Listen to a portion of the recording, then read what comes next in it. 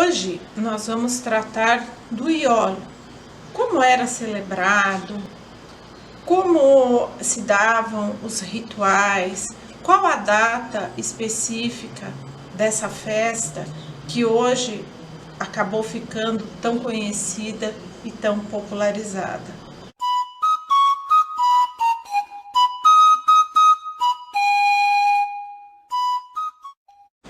Antes de tratarmos do Iolo propriamente dito, que é o tema desse programa, nós temos que falar um pouco sobre a religiosidade da era Viking, essa religiosidade que existia na Escandinávia pré-cristã. E é muito complexo, é um assunto que demandaria vários e vários programas devido à complexidade que eram essas práticas religiosas na Escandinávia pré-cristã ou da era Viking. Era uma religiosidade muito diferente do que hoje nós conhecemos como os monoteísmos. Essas práticas religiosas, essa religiosidade, é muito diferente do que nós conhecemos hoje. Por ela não tinha dogmas, ela não tinha nenhuma espécie de livro sagrado, que hoje é tão comum nós citarmos os vários livros sagrados das mais diversas práticas religiosas do mundo. Ela também não era institucionalizada e muito menos hierarquizada. Mais uma vez, comparando com as religiosidades que nós conhecemos, ela não possuía nada disso. Então, só por esses elementos nós podemos observar a grande complexidade que eram essas práticas religiosas. E claro que o Iolo está dentro de todas essas práticas. E ele também vai ser inserido nessa questão dos calendários, ou melhor, do calendário, tanto do calendário das festividades religiosas, dos rituais religiosos, como também do calendário que ia reger a vida cotidiana dessas populações. A nível de rituais, a religiosidade da Escandinávia pré-cristã ou da era Viking, ela pode ser dividida em três partes. A primeira delas é o local, que é aquela que as pessoas praticavam no seu dia a dia, no seu cotidiano, sejam ofertas para elfos, para montanhas, para rios, para trolls, para espíritos da terra. É aquela do cotidiano, do seu dia a dia, que cada pessoa comum fazia no seu particular ou com a sua família, dentro das suas casas, ou em ofertas ou algumas oferendas para rios, montanhas, elfos e espíritos da terra. O segundo nível, que é o nível regional, é quando havia algumas lideranças, faziam alguns rituais e elas eram sazonais. Então, em alguns locais se reuniam e faziam rituais em determinadas épocas. E a que era regida pelo calendário, que é o terceiro tipo, que são os rituais suprarregionais, aonde uma grande liderança, como por exemplo um rei, reunia muitas pessoas de vários locais em algum local especial, algum templo, algum lugar de adoração, e eram feitos rituais muito grandes e sacrifícios dirigidos, oficiados por esse rei. E esses rituais suprarregionais rigorosamente obedeciam um calendário, e é nesse contexto de rituais suprarregionais que o Iolo vai ser inserido. Esses rituais suprarregionais, que necessitavam de uma figura importante, como no caso um rei, e também de um centro cerimonial, de um templo especial, eles eram realizados, como já foi dito, seguindo um calendário. E alguns desses locais se tornaram muito especiais, como por exemplo, Laiha, na Zelândia, o Pokhara, na Escânia, e Uppsala, na Suécia. Esses eram 3 locais muito importantes aonde esses rituais eram realizados, e principalmente os rituais do Iole eram oficiados nesses 3 locais. Quanto à etimologia, o que quer dizer a palavra Iole? Há por aí, em vários sites de internet, blogs, livros, almanacs, as mais diversas formas de divulgação, várias etimologias e cada uma mais diferente do que a outra. Nós aqui, depois de muita pesquisa, vamos utilizar as pesquisas realizadas por Rudolf Simek, que chegou a um consenso da etimologia de Iole. E o consenso que o pesquisador apresenta são 2: magia e festim de súplica. Então, magia e festim de súplica, segundo Simek, podem ser uma das etimologias e um dos significados da palavra Iole. E aí vem uma outra questão: quando é que ele era comemorado?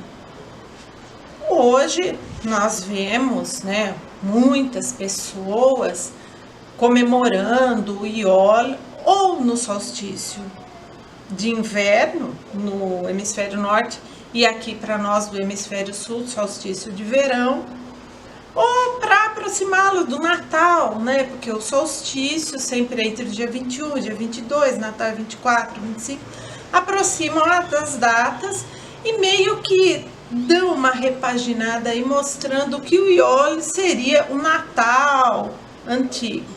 Mas há outras pesquisas muito mais recentes que vão nos explicar com muito mais detalhes e minúcias a data dessa festa. O pesquisador sueco Andreas Nordberg, depois de um longo e exaustivo estudo astronômico que ele foi fazer utilizando fontes, narrativas, vários calendários, ele chegou à conclusão que o Iole não era baseado num calendário solar, dos solstícios e equinócios, mas ele era baseado num calendário lunisolar, ou seja, que vai estudar as fases da Lua e também o movimento do Sol. É um calendário que combina os 2 movimentos desses corpos celestes. E a conclusão que o pesquisador chega é que o Iole era comemorado na primeira lua cheia após o solstício de inverno, ou seja, um período compreendido entre 5 de janeiro e 2 de fevereiro. Esse é um cálculo astronômico que, claro, lá na era Viking, eles faziam por observação. Atualmente há vários cálculos que são possíveis para chegarmos a essa data. E o pesquisador conseguiu colocar essa data. Mas por que a gente insiste nessa questão do solstício de inverno? Por que o Iole é comemorado no solstício de inverno? Essa era uma tradição dos germânicos antigos, antes da era Viking, antes dos escandinavos antigos comemorarem a data. Os germânicos antigos comemoravam a data do Iole no solstício, não utilizavam essa questão da lua cheia. E os pesquisadores ainda hoje debatem, há um grande debate do porquê que essa data lá na era viking foi modificada. Mas o que importa para nós, hoje que pesquisamos isso, que estudamos, todas essas questões do calendário, das festividades, dos rituais locais, regionais e os supra-regionais, é certo que o Iole era comemorado na primeira lua cheia, assim que o solstício de inverno passasse. Segundo o Snorri Sturluson, ele vai nos explicar que essas festividades, esses rituais do Iole duravam 3 dias. Então, era uma festa, uns rituais que tinha essa duração de 3 dias.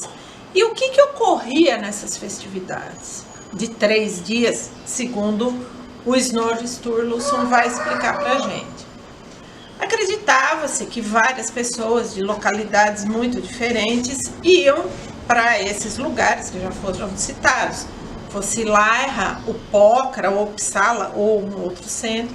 Então as pessoas se reuniam e aí o rei, que era quem comandava todo esse ritual, ordenava que uma grande fogueira fosse acesa e as pessoas que estavam em volta seguravam tochas. Portanto, aí vamos concluir que era uma festa que se iniciava à noite, né? Uma grande fogueira acesa, as pessoas todas segurando tochas. E em volta dessa fogueira, o rei que estava ali comandando esse grande ritual, ele fazia vários cânticos ali, eram sacrificados animais, principalmente o cavalo.